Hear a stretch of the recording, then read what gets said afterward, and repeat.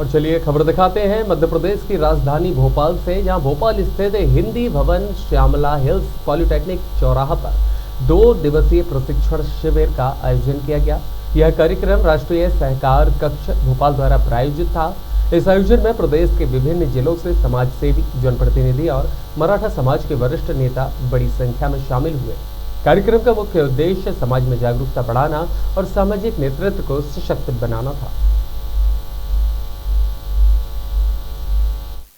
संघ की स्थापना 1990 में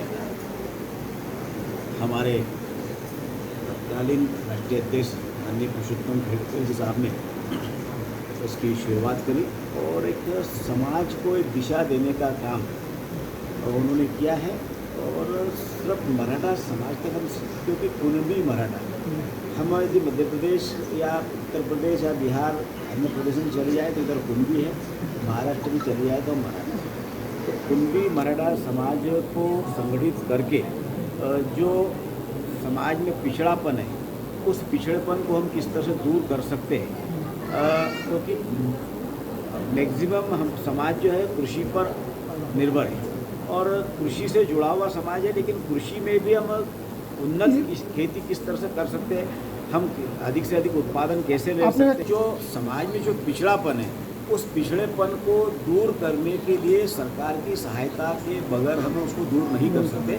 और सरकार की सारी फैसिलिटीज समाज के अन्य वर्गों के लोगों को भी मिलना चाहिए। कृषि के साथ साथ समाज के बहुत सारे हमारे लोगों ने अब शिक्षा के क्षेत्र में भी बहुत कुछ आगे बढ़े। हमारे समाज का पूरा फोकस शिक्षा के ऊपर है कि शिक्षा जब तक कि हमारी बेटियां पढ़कर आगे नहीं बढ़ेगी और बेटियों को शिक्षा के क्षेत्र में आगे बढ़े, इस दिशा में हम लोग देखते थे कि पहले 10वीं 12वीं की पढ़ाई कर ली तो उसके बाद में हम बेटियों की शादी ब्याह करके उसको दूसरे घर विदा कर दें। लेकिन अब समाज जाग चुका है।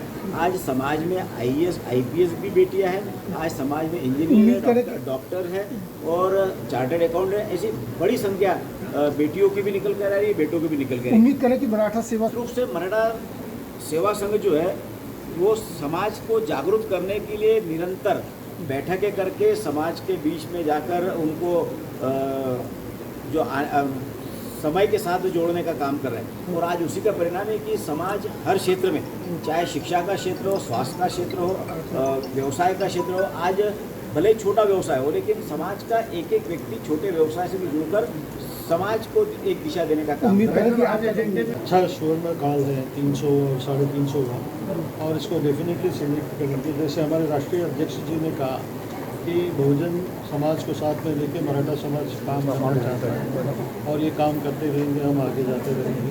जैसे हमारे आदर्श और हमारे आशा स्थान ज्ञानेश्वर जी पाटिल साहब ने बोला है कि समाज में हमको बहुत सारे काम जो हमारे करने हैं, जो हमारा ब्राइट इतिहास था वो इतिहास को फिर से दोबारा हम इसको स्वर्णिम काल मराठाओं के प्राप्त कर पाए।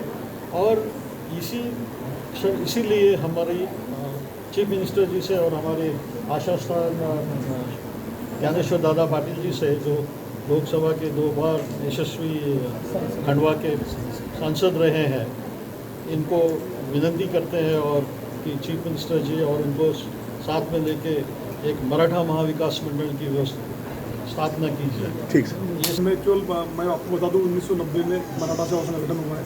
पूरे भारत भर में मराठा सेवा संघ 32 कक्षों के माध्यम से काम कर रहा है और उसी के सिलसिले में जो नए नए पदाधिकारी बनते हैं उनको किस प्रकार से ट्रेनिंग किया जाए, ट्रेन किया जाए कि संगठन काम चलते रहे। इसी सिलसिले में पहला राष्ट्रीय अधिवेशन रायपुर में संपन्न हुआ, सेकंड अधिवेशन हमारा भी हैदराबाद आंध्र प्रदेश में भी हुआ और तीसरा अधिवेशन अभी भोपाल में होने जा रहा है। तो संगठन में कैसा क्या काम करना है, कैसे काम करना है, किसान है, मजदूर है, उसके बाद में जो चूँकि मध्य भारत में छत्रपति शिवाजी महाराज राज्याभिषेक दिन भी है, माँ अहिल्या देवी जी का 300 वर्ष भी मनाई जा रही है। उसी सिलसिले में मराठा सेवा संघ जितने बहुजन महापुरुष है सभी को साथ में लेकर काम करता है। उसी सिलसिले में आज जो केडर कैंप जो होने जा रहा है, उसी सिलसिले में भोपाल में केडर कैंप हो जा रहा है। उसमें माननीय सांसद जी ज्ञानेश्वर पाटिल जी तो शुरू से मराठा सेवा संघ के साथ में काम करते आ रहे हैं और किसान व्यक्ति है और मराठा सेवा संघ क्योंकि किसानों के लिए काम करता है। तो आज हमारे बीच में हमारे सांसद जी जो किसान नेता भी है और ओबीसी के लिए भी काम करते हैं। आज हमारे कार्यक्रम के लिए हमारे कार्यक्रम में उपस्थित सर, और रहे। क्या एजेंडा रहता है साल भर का साल भर का मराठा एजेंडा समाज रहता है को जोड़ने के लिए? कि समाज का जो पिछड़ा तबका है